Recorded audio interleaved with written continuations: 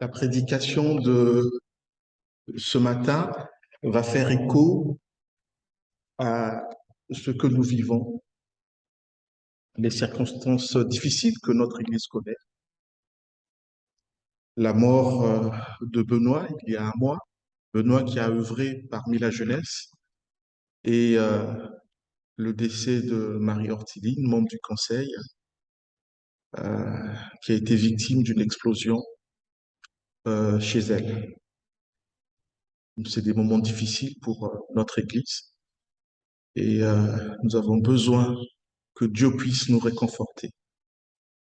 Donc ce matin, je vais m'entretenir avec vous sur une thématique qui va faire écho à ce que nous vivons de douloureux actuellement. Et j'ose espérer que le Seigneur, par ces messages, nous aidera à vraiment regarder à lui, aller de l'avant, espérer. Oui, je vous invite à la prière. Notre Père, merci pour qui tu es, merci pour ce matin. Nous te prions afin que tu nous aides à travers de cette prédication. Seigneur, tu sais combien euh, ce que je vais partager est une part de ma réflexion et j'ose espérer aussi de ta parole. Et je voudrais que ton esprit vraiment aide les uns les autres à retenir que ce qui vient de toi. Béni sois-tu notre Dieu. C'est en Jésus que nous te prions. Amen. Je vais donc entretenir avec vous sur ce que je disais tantôt.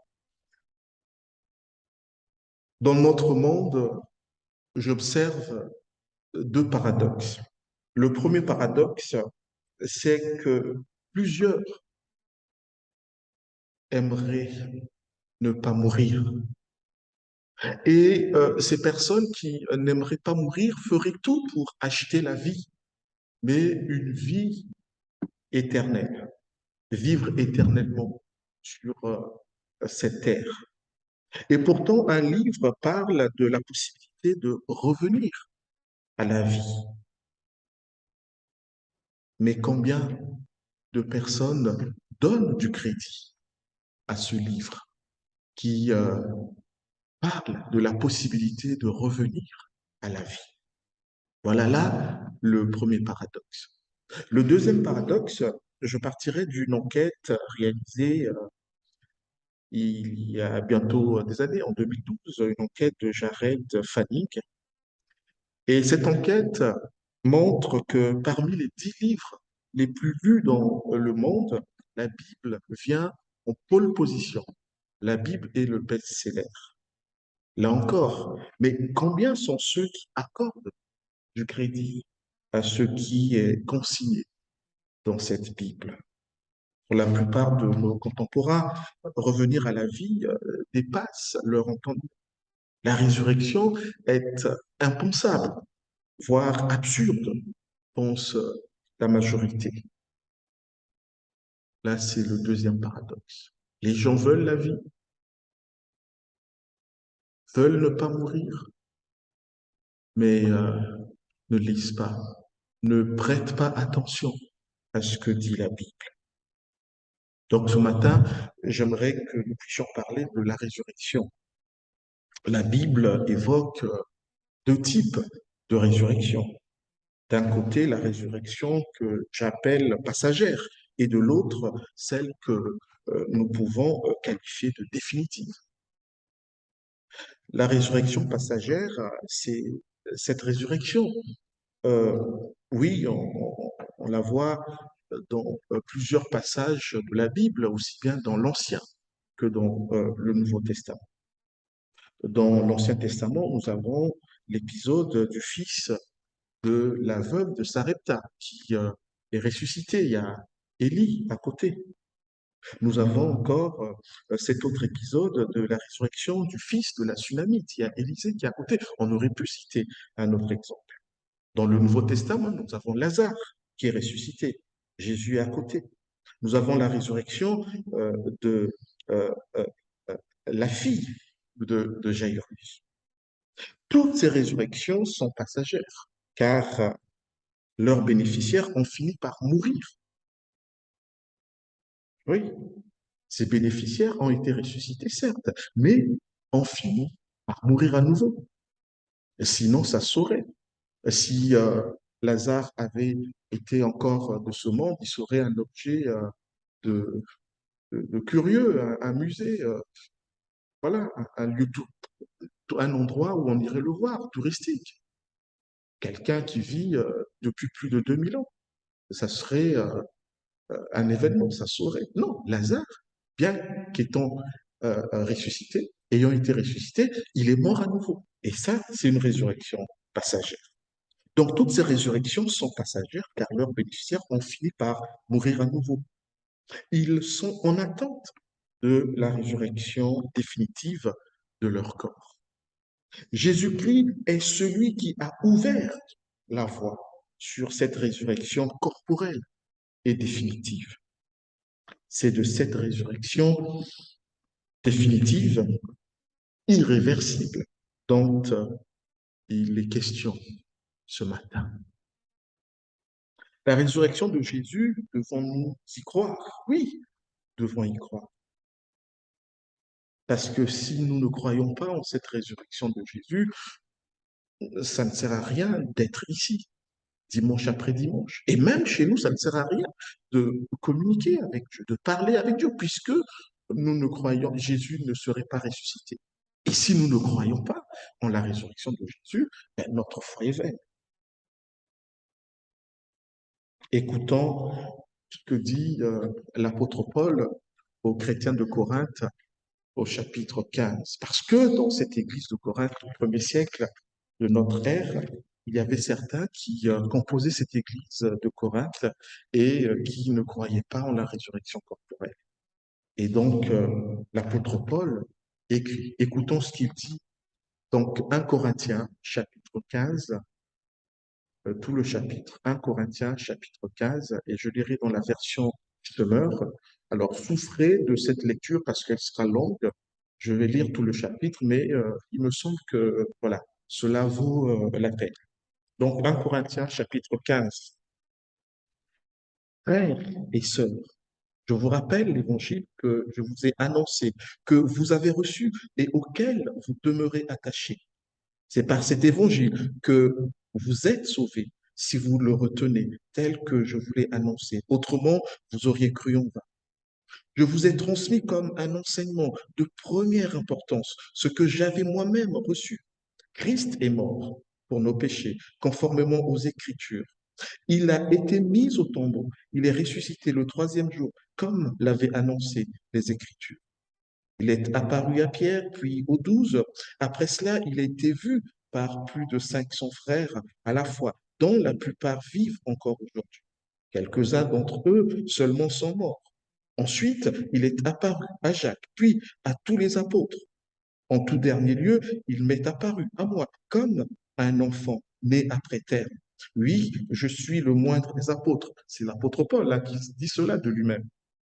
Je ne mérite pas de porter le titre d'apôtre puisque j'ai persécuté l'Église de Dieu. Verset 10, ce que je suis à présent, c'est à la grâce de Dieu que je le dois. Et cette grâce qu'il m'a témoignée n'a pas été inefficace. Loin de là, j'ai peiné à la tâche plus que tous les autres apôtres. Non, pas moi, certes, mais la grâce de Dieu qui est avec moi.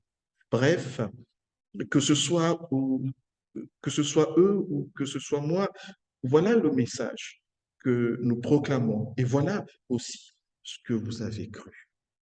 Or, si nous proclamons que Christ est ressuscité, comment quelques-uns parmi vous peuvent-ils prétendre qu'il n'y a pas de résurrection des morts?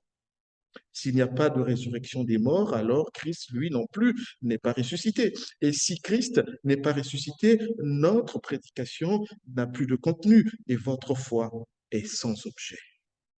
Il y a plus. S'il est vrai que les morts ne ressuscitent pas, nous devons être considérés comme de faux témoins à l'égard de Dieu. En effet, nous avons porté témoignage que Dieu a ressuscité Christ. Mais s'il est vrai que les morts ne ressuscite pas, il ne l'a pas fait. Car si les morts ne peuvent pas revivre, Christ non plus n'est pas revenu à la vie. Or, si Christ n'est pas ressuscité, votre foi est une illusion et vous êtes encore sous le poids de vos péchés. De plus, ceux qui sont morts unis à Christ sont à jamais perdus. Si c'est seulement pour la vie présente que nous avons mis notre espérance en Christ, nous sommes les plus à plaindre des hommes. Verset 20. Mais en réalité, Christ est bien revenu à la vie. Et comme les premiers fruits de la moisson, il annonce la résurrection des morts. Car tout comme la mort a fait son entrée dans ce monde par un homme, la résurrection vient aussi par un homme. En effet, de même que tous les hommes meurent du fait de leur union avec Adam, tous seront ramenés à la vie du fait de leur union avec Christ. Mais cette résurrection s'effectue selon un ordre bien déterminé. Christ est ressuscité en premier lieu, comme le premier fruit de la moisson. Ensuite, au moment où il viendra, ceux qui lui appartiennent ressusciteront à leur tour. Puis viendra la fin, lorsque Christ ramènera la royauté à Dieu, le Père, après avoir réduit à l'impuissance toute domination, toute autorité et toute puissance hostile. Verset 25, il faut en effet qu'il règne jusqu'à ce que Dieu ait mis tous ses ennemis sous ses pieds. Et le dernier ennemi qui sera anéanti, c'est la mort. Car, comme il est écrit, Dieu a tout mis sous ses pieds. Mais quand l'Écriture déclare tout lui a été soumis, il faut, de toute évidence, en accepter celui qui lui a donné cette domination universelle. Et lorsque tout se trouvera ainsi amené sous l'autorité de Christ, alors le Fils lui-même se placera sous l'autorité de celui qui lui a tout soumis. Ainsi, Dieu sera tout en tous. Verset 29. D'autre part, pourquoi certains se font-ils baptiser pour les morts? S'il est vrai que les morts ne ressuscitent pas, pourquoi donc se font-ils baptiser pour eux? Et nous-mêmes, pourquoi affronterions-nous à tout moment des dangers de mort? Journellement, je vois la mort en face, frères et sœurs. Aussi vrai que je suis fier de vous à cause de l'œuvre de Jésus-Christ, notre Seigneur. Si la lutte que j'ai soutenue à Éphèse, véritable combat contre des fauves, n'a été inspirée que par des motifs purement humains, à quoi cela m'a-t-il servi? Si les morts ne ressuscitent pas, alors, comme le dit le proverbe, mangeons et buvons, car demain, attention, ne vous y trompez pas, les mauvaises compagnies corrompent les bonnes mœurs.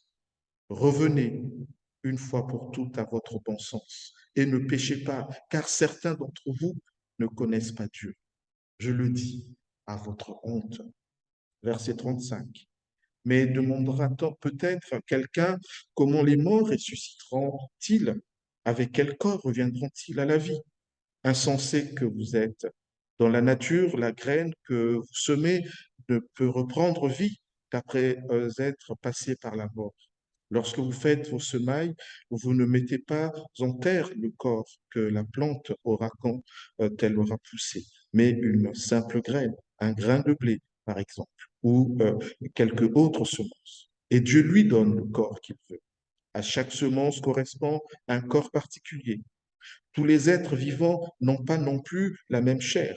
Les hommes ont leur propre chair, les animaux en ont une autre, les oiseaux une autre encore, une autre aussi les poissons. De même, nous distinguons les corps des astres de ceux des créatures terrestres. Chacun d'entre eux a son aspect propre. Le soleil a son propre éclat, de même que la lune, et le rayonnement des étoiles est encore différent. Et chaque étoile même brille d'un éclat particulier. 42. Il en va de même pour la résurrection, lorsque le corps est porté en terre comme la graine que l'on sème. Il est corruptible et il ressuscite incorruptible. Semé infirme et faible, il ressuscite plein de force et glorieux. Ce que l'on enterre, c'est un corps doué de la seule vie naturelle. Ce qui revit, c'est un corps dans lequel règne l'Esprit de Dieu. Aussi vrai qu'il existe un corps doté de la seule vie naturelle, il existe aussi un corps régi par l'Esprit. L'Écriture ne déclare-t-elle pas le premier homme, Adam, devint un être vivant, doué de la vie naturelle? Le dernier Adam est devenu, lui, un être qui, animé par l'Esprit, communique la vie. Verset 46. Mais ce qui vient en premier lieu, ce n'est pas ce qui appartient au règne de l'esprit, c'est ce qui appartient à l'ordre naturel.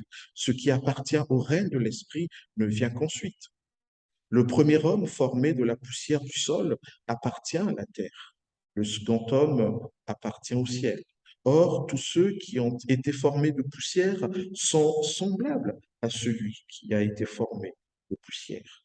De même aussi, ceux qui appartiennent au ciel sont semblables à celui qui appartient au ciel.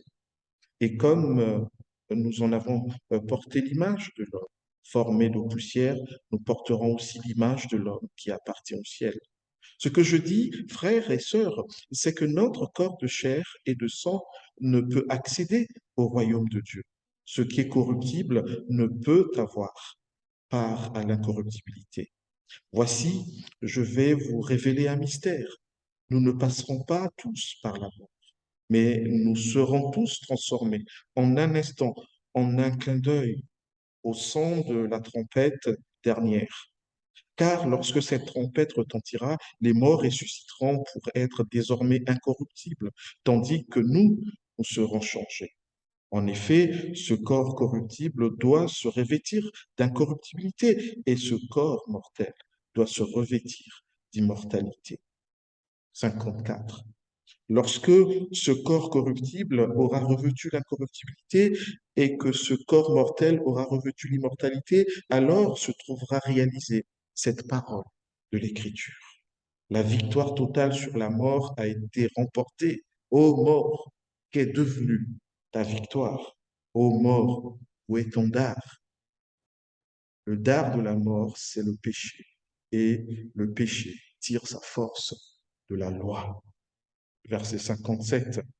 Mais loué soit Dieu qui nous donne la victoire par notre Seigneur Jésus-Christ. C'est pourquoi, mes chers frères et sœurs, soyez fermes, ne vous laissez pas ébranler, travaillez sans relâche pour le Seigneur, sachant que la peine que vous vous donnez au service du Seigneur n'est pas inutile. Jusqu'ici, la parole de notre Dieu.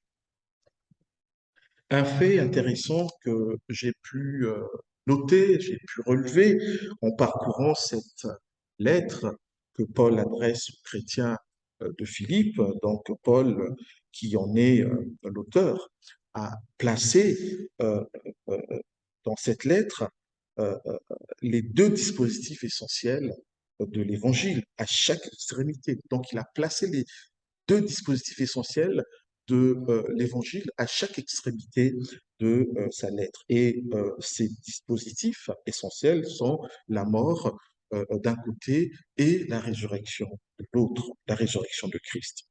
Ce qui permet donc d'encadrer de ce fait tout l'enseignement prescrit dans cette lettre, dans cette épître. Est-ce une volonté de sa part de souligner euh, d'une part, l'importance de cette mort et d'autre part, l'importance de cette résurrection comme étant les pièces maîtresses de la foi et de l'évangile, comme on le voit au début de ce chapitre, lorsqu'il dit, c'est par cet évangile que vous êtes sauvés si vous le retenez tel que je vous l'ai annoncé. Autrement, vous auriez cru en vain.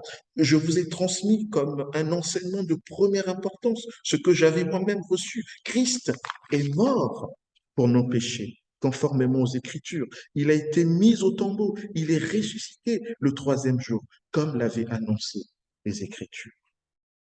Oui, en effet, il y a une mise en évidence de la mort du Christ au début de cette lettre, lorsque son auteur relève le fait qu'un Christ crucifié était une folie pour la pensée grecque de l'époque et une mise en évidence de la résurrection de Christ à la fin de la lettre en contre-attaquant la pensée de ceux qui rejetaient cette résurrection.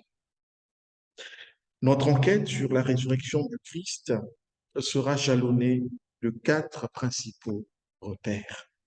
Premier repère, le point focal, le point central de la bonne nouvelle, le Christ crucifié, devenu le Christ ressuscité. L'évangile, c'est-à-dire la bonne nouvelle, est l'unique message auquel il faut croire pour être sauvé. En résumé, que dit ce message de la bonne nouvelle? Il dit que, comme l'Ancien Testament l'a dit à plusieurs reprises, Jésus-Christ devait mourir pour nos péchés, pour revenir à la vie le troisième jour. Plusieurs contemporains de Jésus, parmi lesquels ses disciples et apôtres, y compris Paul, bien que plus tard, ont été des témoins oculaires de cette résurrection. Ils ont vu Jésus de leurs propres yeux, alors qu'il était déjà mort et mis au tombeau, mort à la croix, et mis au tombeau depuis des jours. En cas de doute, il était possible de consulter certaines personnes encore vivantes. Ces personnes étant témoins des apparitions de Jésus, ils pouvaient être consultés. D'ailleurs, l'un des critères pour être apôtre de Jésus, apôtre au sens historique, l'un des critères était qu'il fallait que l'apôtre ait vu physiquement Jésus, donc après sa mort, donc Jésus ressuscité, vivant après sa mort et sa résurrection. Par conséquent, ces apôtres étaient encore vivants pour témoigner de cette résurrection. Le fondement par conséquent, ces apôtres étaient là et donc pouvaient dire, pouvaient confirmer de la résurrection du Christ. Le fondement de la foi passe par la mort et la résurrection de Christ. Autant dire qu'il s'agit là du point central de l'Évangile. Pas de mort de Christ, pas de résurrection de Christ, pas d'évangile, pas de bonne nouvelle. Dans cette bonne nouvelle, la clé étant la mort du Christ ainsi que sa résurrection corporelle. L'un ne va pas sans l'autre. Si l'une des pièces maîtresses venait à manquer, c'est tout le message de l'Évangile qui s'écroulerait, auquel cas on ne parlerait plus de bonne nouvelle. La foi des chrétiens serait ainsi vaine, sans fondement. En général, il n'est pas trop difficile de douter de la mort du Christ. Bon, même si on trouve ça et là certains qui peuvent en douter, mais on trouve plusieurs personnes qui doutent de la résurrection du Christ.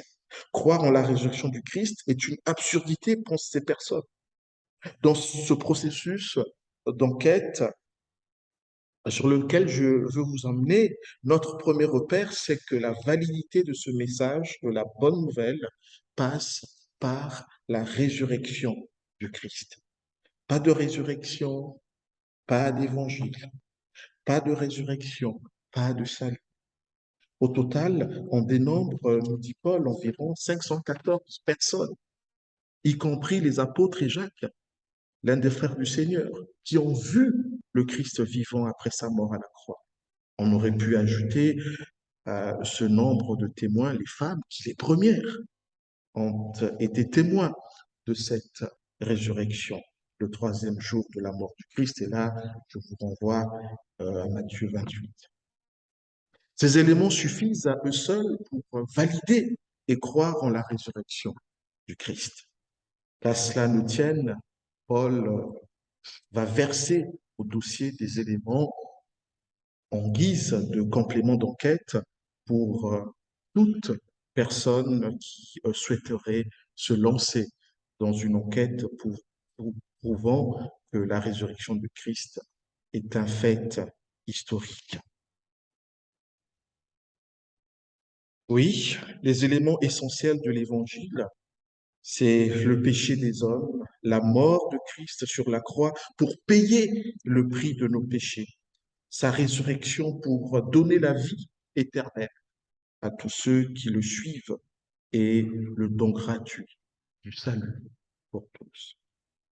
Deuxième repère, première objection, les morts ne ressuscitent pas. Verset 12. Pour faire simple, une objection est un argument pour refuter, rejeter une affirmation ou une opinion.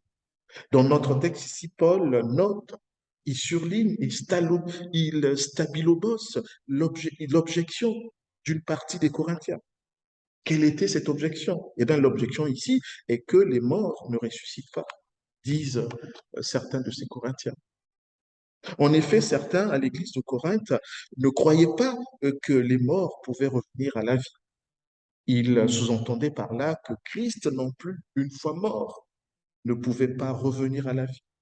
Il faut bien se rappeler que nous sommes ici pleinement au sein d'une culture grecque. Et donc, au sein de cette culture, beaucoup remettaient en cause une résurrection corporelle. Et nous savons que les Grecs, pour une bonne partie, aidés par leurs philosophes, ne croyaient pas à la résurrection du corps après la mort.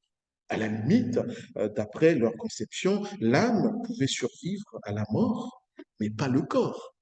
Donc, d'après eux, seule l'âme pouvait rentrer dans l'éternité, non pas le corps.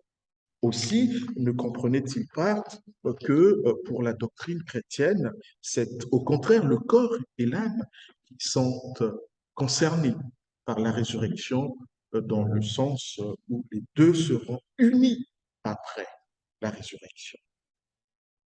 Troisième repère, réponse de Paul à la première objection, les versets 31 à 34. En partant d'une objection de la part de certains membres de l'Église évangélique de Corinthe, l'apôtre Paul verse de nouveaux éléments au dossier.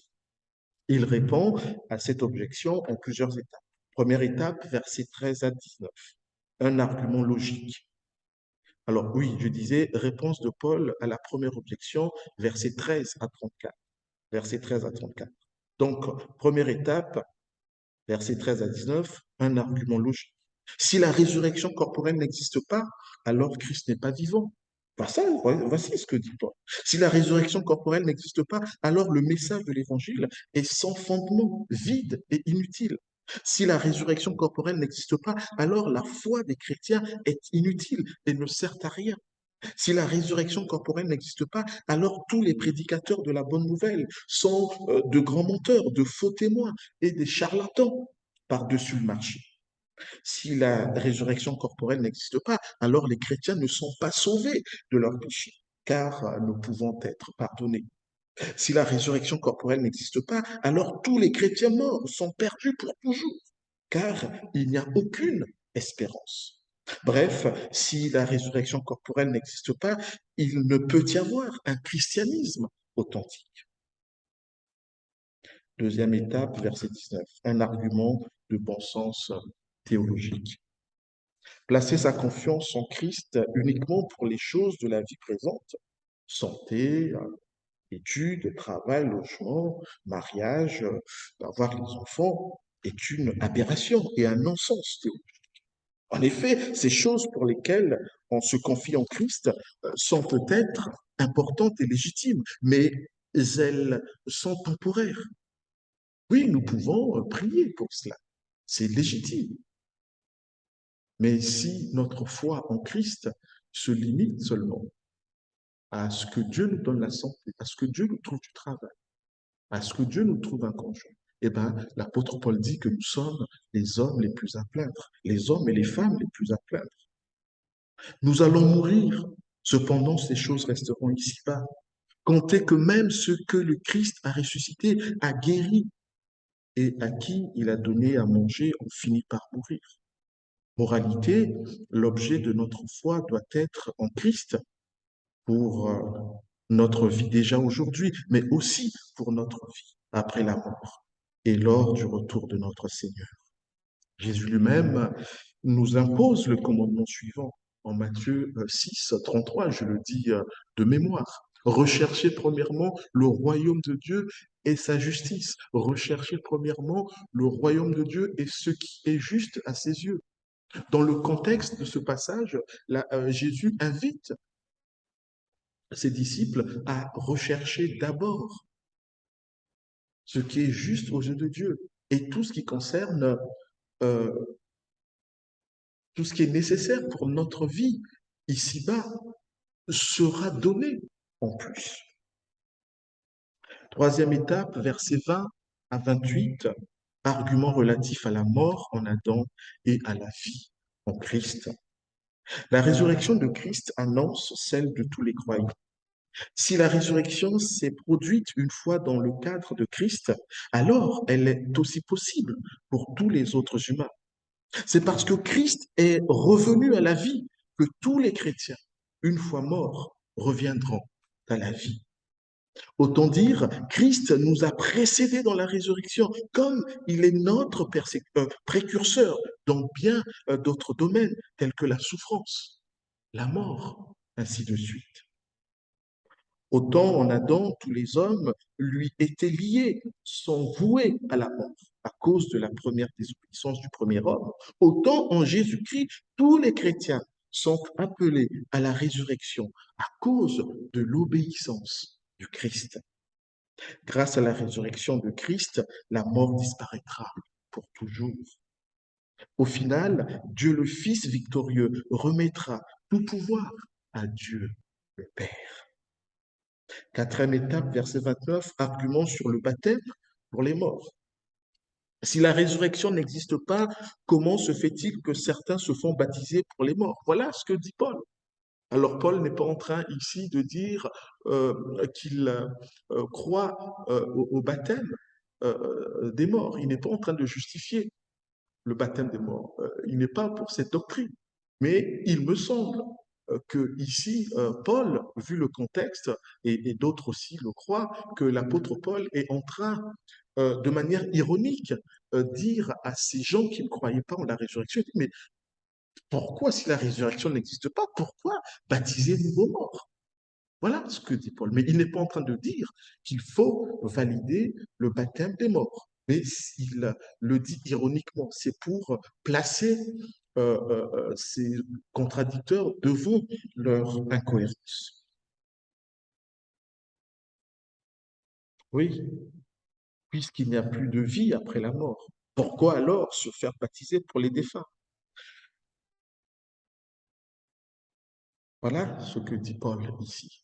Il met ses contradicteurs, ses opposants devant leurs contradictions. Cinquième étape, versets 30 à 32, argument sur la souffrance dans le ministère. Ici, Paul s'appuie sur son expérience personnelle du ministère. La souffrance et la persécution dues à son ministère sont des arguments de taille pour prouver la résurrection. Cela nous fait penser à ce qui est dit par ailleurs, notamment dans la lettre, l'épître aux Hébreux, notamment son chapitre 11. Dans notre texte du jour, Paul démontre sa conviction quant à la certitude de la résurrection physique à partir des souffrances qu'il pouvait endurer dans le cadre de son ministère. S'il n'y a pas d'espérance, s'il n'y a pas de vie après la mort, pourquoi se donner tant de peine et prendre tant de risques? Leur demande-t-il. Si tel est le cas, dit Paul, vaudrait mieux vivre tel un épicurien qui ne vit que pour les plaisirs de la vie présente, manger, boire, faire la fête en attendant la mort. Alors, je suis en train de dire que manger, boire, faire la fête ne sont pas de bonnes choses, nous pouvons le faire. Jésus a mangé, il a bu, il a fait la fête, mais il se gardait de trahir euh, l'évangile. Il se gardait d'être, de verser dans euh, l'impureté. En réalité, vivre que pour manger, vivre que pour boire, vivre que pour faire la fête, vivre que pour travailler, serait dommage. Cela ressemblerait à une vie d'animaux. Oui, Paul a dû payer le prix pour proclamer l'évangile, parce qu'il croyait en la résurrection. Sixième étape, versets 33 à 34, argument didactique, la méconnaissance du Christ et de l'évangile. Ce qui fait que certains niaient la résurrection, c'est parce qu'ils ignoraient le vrai enseignement et étaient sous influence de faux docteurs et des philosophes grecs. Il faut savoir, comme cela est le cas de nos églises aujourd'hui, l'église de Corinthe comptait en son sein des non-croyants et même des simulateurs. Ce sont notamment ces simulateurs que Paul traite de païens. Hélas, Dans nos églises se trouvent parfois des crypto-païens. Oui, des païens qui soutachent. Mais pour autant, ils viennent dimanche après dimanche à l'église. Quatrième repère, deuxième objection, verset 35. La seconde objection de la part de certains Corinthiens est de dire, soit, imaginons que Paul, tu aies raison, que la résurrection soit possible. Cependant, à quoi ressembleront les ressuscités? Quel corps auront-ils? En somme, quelle sera la nature des corps à ressusciter? Cinquième repère, réponse de Paul à la deuxième objection, versets 36 à 58. Comme pour la première objection, ici, avec la seconde, une fois de plus, Paul répond en convoquant plusieurs arguments par étape, à savoir, première étape, versets 36 à 38, une analogie agraire. Selon Paul, de la même manière que l'on accepte que la graine semée dans un jardin meurt avant de devenir une plante, le corps humain aussi meurt pour devenir un autre corps glorieux. De la même manière que cette semence est différente de la plante, le corps humain devenu cadavre est différent du nouveau corps ressuscité. Finalement, en observant la nature, on se rend compte que les transformations sont possibles à telle enseigne qu'un élément de la nature peut se transformer en un autre élément. Alors, pourquoi cela ne serait pas vrai pour les êtres humains? Deuxième étape, verset 39, argument sur différents corps. Cette différence de corps se voit dans la création. Les hommes sont différents des quadrupèdes, qui eux-mêmes sont différents des oiseaux et eux-mêmes différents des poissons. On trouve également une différence entre les corps célestes. Ainsi, le Soleil, la Lune et les étoiles sont différents. Si Dieu a permis ces différences, il peut aussi le permettre s'agissant du corps terrestre et du corps spirituel. Argument en Adam et en Christ. Le corps naturel terrestre hérité en Adam est déchu et par conséquent temporel, imparfait et faible.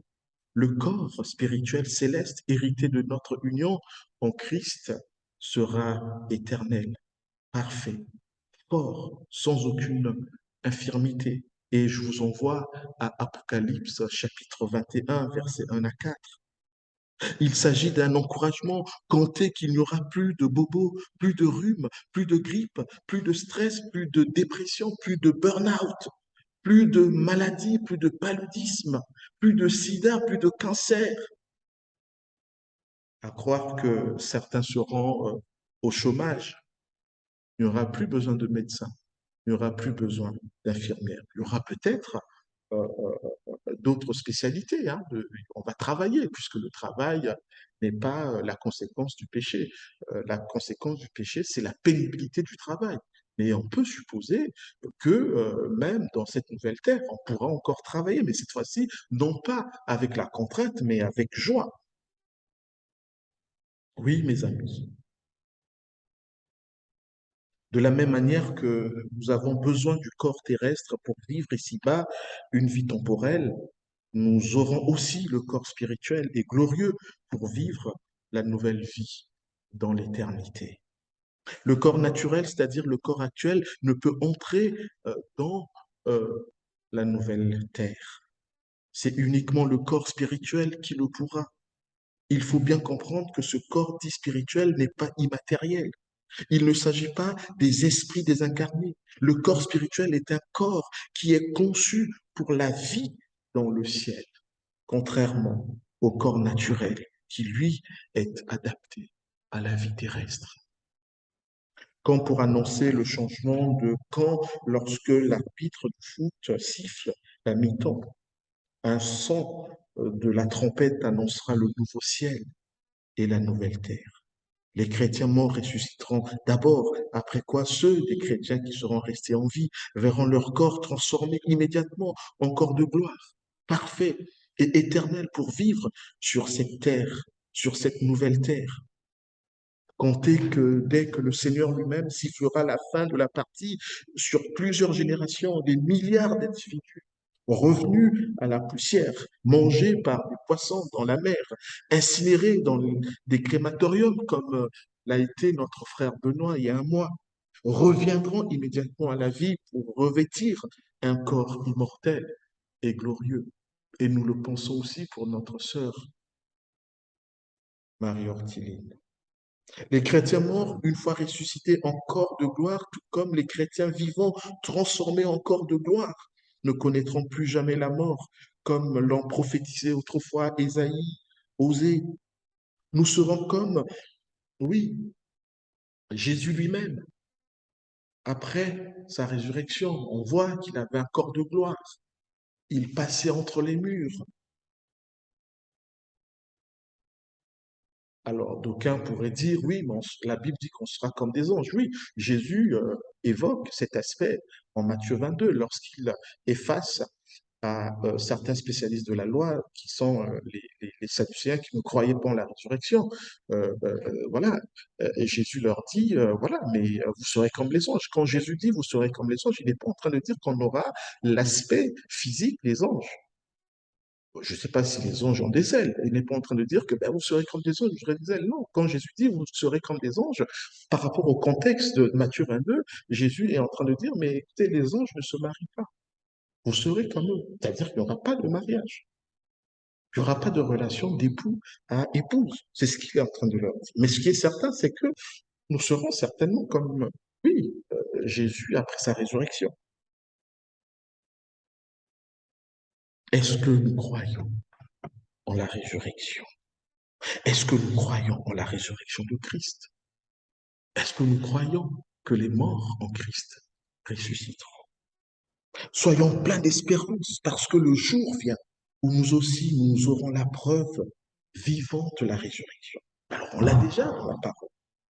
Mais là, ce sera lors du retour du Christ. Nous allons le voir tel que nous le voyons. Et nous devons croire en la résurrection de Christ, parce que si nous ne croyons pas à la résurrection de Christ, si nous ne croyons pas en la résurrection corporelle des morts, eh ben notre foi est vaine. Et ça ne sert à rien de venir dimanche après dimanche, ça ne sert à rien de prier, parce que ça serait préférable d'aller jouer à la pétanque le dimanche. Et on serait des hommes et des femmes malheureux, parce que notre adhésion à Christ euh, aura été que pour les choses de ce monde, mais pas aussi pour cette perspective éternelle. Il nous faut conclure. Il y a une conclusion toute trouvée, c'est 1 Corinthiens 15, 58. L'apôtre Paul dit ceci, 1 Corinthiens 15, 58. C'est pourquoi, mes chers frères et sœurs, soyez fermes, ne vous laissez pas ébranler, travaillez sans relâche pour le Seigneur, sachant que la peine que vous donnez au service du Seigneur n'est pas inutile. Alors tout à l'heure, je vous disais que oui, on va peut-être travailler dans la nouvelle terre. Alors, si Ninetta, tu penses le contraire, on pourra en discuter. Hein. Mais j'ai tendance à croire que bon, voilà, euh, nous continuerons à travailler euh, au retour de notre Seigneur, parce que le travail n'est pas le fruit du péché. Le fruit du péché, c'est la pénibilité du travail. Adam et Ève ont travaillé avant euh, la chute, avant le péché. Ici, Paul incite dans le verset 58 les Corinthiens, forts de la certitude de la résurrection, après une telle démonstration, à rester fidèles dans leur service pour Dieu, puisque le travail dans le Seigneur ressuscité n'est pas vain. Par ailleurs, le fait de croire en la résurrection nous aide à vivre le moment présent dans la perspective de l'avenir, sachant que ce que nous faisons aujourd'hui aura des conséquences éternelles. Rappelons-nous des récompenses dont évoquées ici, qui sont évoquées ici dans cette lettre, notamment en 1 Corinthiens chapitre 3, les versets 13 et suivants. Si le salut est un cadeau, est une générosité de la part de notre Dieu, les récompenses s'obtiendront en contrepartie de quelque chose, en contrepartie de comment nous vivons notre vie chrétienne ici. Certains chrétiens se disent souvent, le plus important, c'est que j'ai placé ma vie dans le Seigneur, que je suis sauvé. Et donc, ils vont chercher, ils vont vivre comme ils veulent. Non, notre vie présente, notre vie chrétienne maintenant aura des répercussions sur notre éternité. Il y aura des récompenses, mes amis. Certes, le salut est gratuit. Jésus a payé, mais les récompenses seront distribuées en contrepartie de comment nous aurons vécu ici et maintenant. Amen.